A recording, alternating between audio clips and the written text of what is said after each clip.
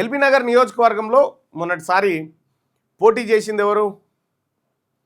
Congress party నుంచి మధు యాష్కి గౌడ్ పోటీ చేశాడు. బీఆర్ఎస్ నుంచి ఆయన గడికోసారి పార్టీలు మారుతూ ఉంటాడు కదా, ఆయన పేరు సుధీర్ రెడ్డి, దేవిరెడ్డి సుధీర్ రెడ్డి, ఆయన పోటీ చేసిండు. దేవిరెడ్డినా ఆయన. ఆ తర్వాత బీజేపీ నుంచి ఇంకో రెడ్డి పోటీ చేసిండు.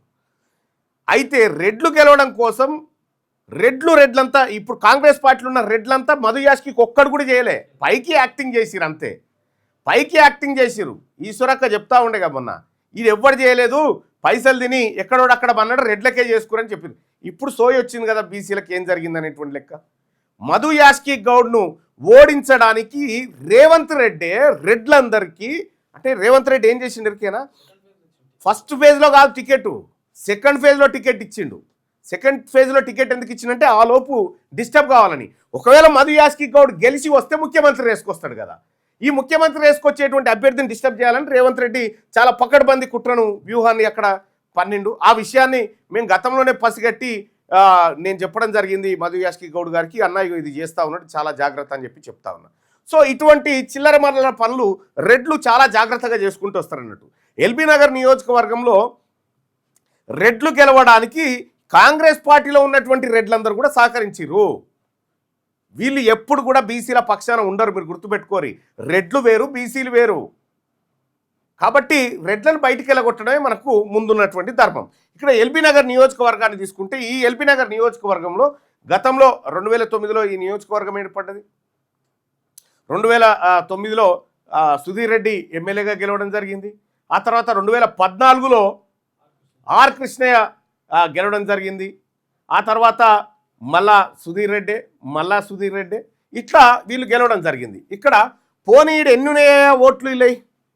ఈ ఎల్బీ నగర్ నియోజకవర్గంలో ఉన్న మొత్తం ఓట్లు 5,93,762 ఓట్లు, దాదాపు 6 లక్షల ఓట్లు మొత్తం ఉంటే, ఇందులో 3,07,995 ఓట్లు బీసీల ఓట్లు. చూడ్రి, 3,07,995 ఓట్లు ఓన్లీ బీసీలే.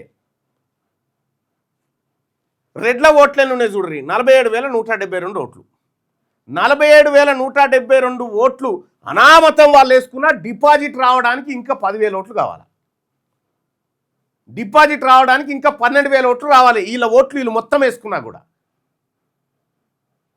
కాబట్టి వీళ్ళ కింద లీడర్లలాగా చెంచాగిరి చేసేటువంటి వివిధ పార్టీలలో ఉన్నటువంటి బీసీ నాయకులకు చెప్తా ఉన్నా, వాళ్ళు వాళ్ళ సోయిలోనే ఉన్నారు, మీరే లేరు. ఆ పార్టీలలోంచి మీరు వాళ్ళతో యాక్టింగ్ చేసినట్టే చేయరి, దెబ్బ మాత్రం కరెక్ట్ కొట్టండి. సో రాబోయేటువంటి 2028 అసెంబ్లీ ఎన్నికల్లో ఇక్కడ బీసీల జెండా ఎగరాలి. మరి లేరా అంటున్నారు. దేవిరెడ్డి సుధీర్ రెడ్డి, ఈయన 2009లో ఆర్ కృష్ణయ్య, తర్వాత సుధీర్ రెడ్డి అక్కడ విజయం సాధించడం జరిగింది. ఇక్కడ చారిత్రక విజయం ఏంటంటే, దేవిరెడ్డి సుధీర్ రెడ్డి ఎల్బీ నగర్లో అత్యంత బలమైన రెడ్డి నాయకుడుగా 3 సార్లు ఉన్నాడు. బలమైన ఏం లేదు, బలహీన నాయకుడే, కానీ బలమైన అని ఎక్స్పోజ్ చేసుకుంటారు అంతే. ఇక్కడ ఆర్ కృష్ణయ్య బీసీ కార్డుతో దెబ్బ కొట్టిండు. ఆల్రెడీ అక్కడ ఎక్స్పీరియన్స్ ఉంది. సో ఆర్ కృష్ణయ్య దెబ్బ కొట్టిన తర్వాత రెడ్లంతా జాగ్రత్త పడి ఎవడొచ్చినా సరే ఇక్కడ మనం రెడ్లంతా ఒకటే అని చెప్పి రాత్రిపూట అందరు కలుస్తారు. లోకల్ ఆయన. ఇక్కడ ఇగో వీళ్ళది ఇది మధు యాష్కి గౌడ్, ముద్దసాని రామ్మోహన్ గౌడ్, ఆర్ కృష్ణయ్య, ఇట్లా చాలామంది బీసీ నాయకత్వం కార్పొరేటర్లుగా ఉన్నారు ఎల్బీ నగర్లో. ఇప్పుడు ఎల్బీ నగర్లో ఉన్నారు. ఇక అలాగే బద్దుల వెంకటేష్ యాదవ్, ముద్దగం లక్ష్మీ ప్రసన్న గౌడ్, చెరుకు సంగీత ప్రశాంత్, వెంకటేష్ గౌడ్, ఇట్లా క్షేత్రస్థాయిలో ఉన్నారు. ఇక అలాగే ఈశ్వరమ్మ యాదవ్, మా ఈశ్వరక్క ముఖ వీళ్ళు వస్తారా ఎవరైనా? ఈశ్వరమ్మ ఎంత పెద్ద లెజెండరీ లీడర్. చింతల అర్ణ సురేందర్ యాదవ్, గాంధీ కృష్ణ యాదవ్, ఇట్లా చాలామంది బీసీ నాయకత్వం ఎల్బీ నగర్లో ఉంది. ఈసారి మీ రెడ్లకు ఆడ రాజకీయ సమాధి తప్పదిగా.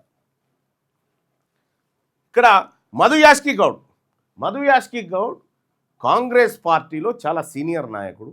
కాంగ్రెస్ పార్టీని ఒక రేంజ్లో, అది తెలంగాణ సమయంలో కాంగ్రెస్ పార్టీని ఒప్పించడంలో ఆయన పాత్ర అమోఘమైన పాత్ర.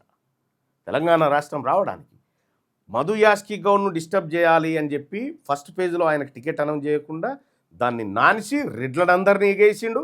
మల్రెడ్డి రంగారెడ్డి తమ్ముడు వీళ్ళందరూ కూడా ఎగేసి మధు యాష్కిని డిస్టర్బ్ చేయడానికి రేవంత్ రెడ్డి శాయశక్తుల కృషి చేసిండు. మహేష్ కుమార్ గౌడ్కు టికెట్ లేకుండా చేసిండు. ఆర్ కృష్ణయ్య ఇక్కడ బీసీ నాయకులుగా ఇక్కడ ఉన్నటువంటి వాళ్ళు, ముద్దగౌని రామ్మోహన్ గౌడ్ అక్కడ ఉన్నటువంటి వ్యక్తి 2 సార్లు స్వల్ప తేడాతో ఓడిపోయినప్పటికీ అక్కడ ఉన్నాడు.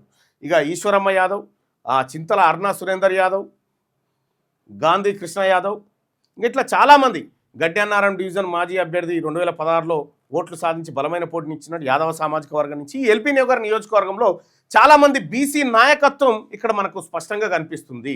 ఈ బీసీ నాయకత్వం ఇక బద్దుల వెంకటేష్ యాదవ్ కాంగ్రెస్, నువ్వు కాంగ్రెస్ కింద కాదు ఉన్నది, రెడ్ల కింద.